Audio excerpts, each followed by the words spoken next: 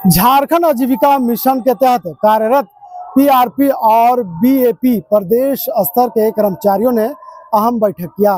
बैठक में वेतन वृद्धि की मांग पर विस्तार से चर्चा भी की गई और तय किया गया कि जल्द ही सरकार के समक्ष अपनी बात मजबूती से रखी जाएगी।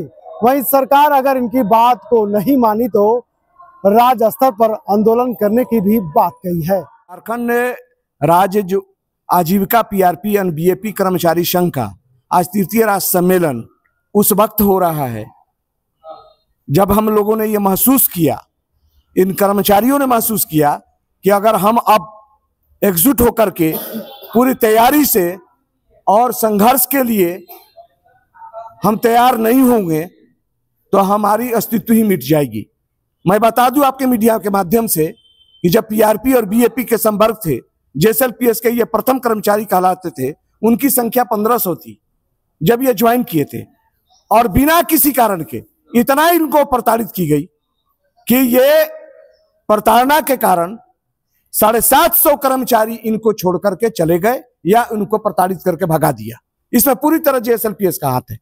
वहां पर बैठे हुए जो मुख्यालय में लोग हैं, जो एसपीएम स्तर के लोग हैं, जो सीईओ हैं या जो श्रीमती पूर्णिमा मुखर्जी जी हैं, वह कर्मचारियों के जितने भी कर्मचारियों के अनुशंसा, उनके हितों में माननीय मुख्यमंत्री सचिवालय से, माननीय मुख्यमंत्री के आवास से, कार्मिक विभाग के द्वारा मुख्य सचिव महोदया के माध्यम से जब सीईओ साहब के यहां जाता है, सीईओ साहब उस पर लिखते हैं अर्जेंट पुट अप, और वह अर्जेंट 20 दिन, 50 दिन, 2 महीना, 6 महीना तक नहीं आता।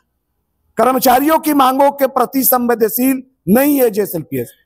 हम बिल्कुल कहेंगे कि वहां के लोग संवेदनहीन है, केवल अपना सुख देखना चाहते हैं, कर्मचारियों का सुख नहीं देखना चाहते। मामला कहां तक? मामला है कि एक कर्मचारियों का माननीय सर्वोच्च न्यायालय सुप्रीम कोर्ट ने आदेश दिया था कि समान काम का समान वेतन, और एक ये जो पीआरपी के लोग हैं, इसमें ग्रेजुएट लोग हैं, इसमें पोस्ट ग्रेजुएट के लोग हैं, तमाम कंप्यूटर ऑपरेटर्स हैं, इतने दक्ष हैं ये लोग। और इनका आप ही सुनिए, आप सोचिए, आपका वेतन दैनिक 500 रुपया, 750 रुपया, ये कहां तक जायज है?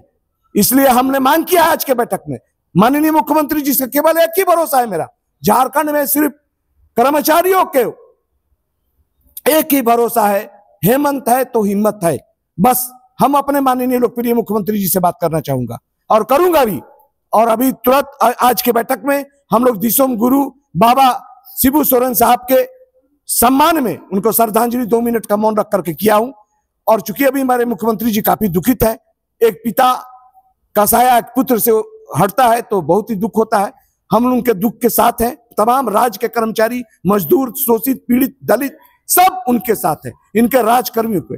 मेरा कहना है कि आज पीआरपी बीआरपी के लोग, जो बीएपी के लोग हैं, ये आप मीडिया में इस बात को उजागर कीजिए, ये पूरे झारखंड के मूल निवासी, तमाम यहीं के रहने वाले 32 के खतियानधारी, और आज 500 रुपया पर दिहाड़ी मजदूर से भी बदतर इनकी जिंदगी जेएसएलपीएस के द्वारा की गई है।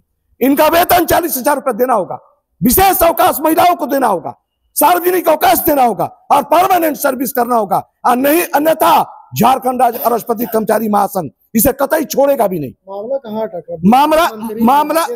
मामला विभागीय मंत्री जी श्रीमती दीपिका पांडे जी के पास भी गया हूं, मैं उनको पत्र दिया हूं। विभागीय मंत्री दीपिका पांडे सिंह से मेरा अनुरोध होगा, वो सरकार है, वो समीक्षा करे कि आप जो लेटर दे रही हैं या जो सीएम साहब के लेटर आ रहा है, वो मुख्य कार्यपालक पदाधिकारी के कार्यालय में कौन वहां पर नाग बन करके बैठा हुआ है और जो फाइल नहीं बढ़ा रहा है।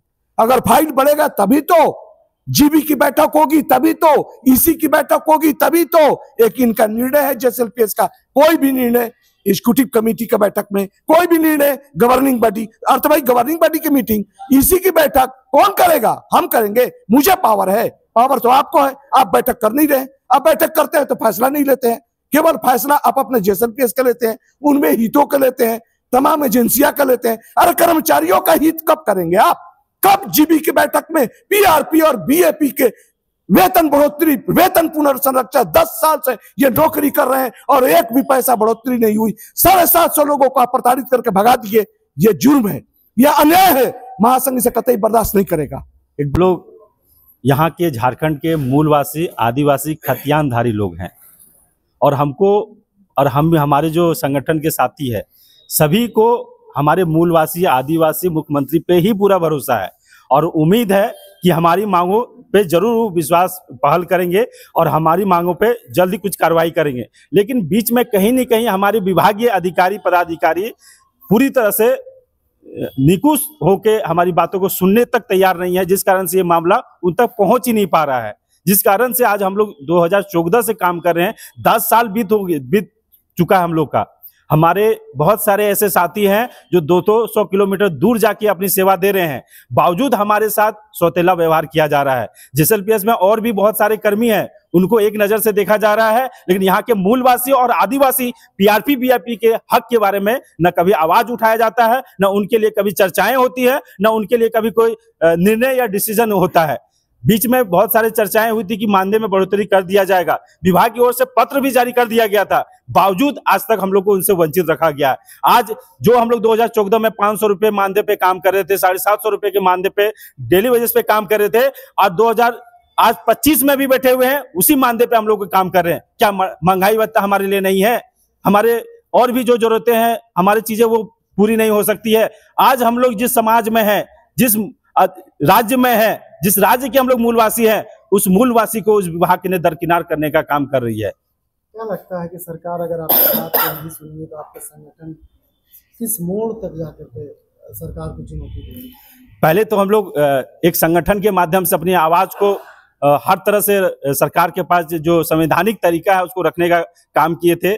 आज हम लोग डबल इंजन पे आ गए हैं, हम लोग महासंघ के साथ जुड़ गए हैं और डबल इंजन के साथ ईंट से ईंट बजा देंगे यदि हमारी मांग पूरी नहीं होती है तो। उसके लिए सड़क से लेकर सदन तक जितने तरह से लड़ाई लड़नी पड़ेगी, संगठन लड़ने को तैयार होगा और इसके लिए हम लोग उसका एक विधिवत रणनीति भी तैयार कर रहे हैं।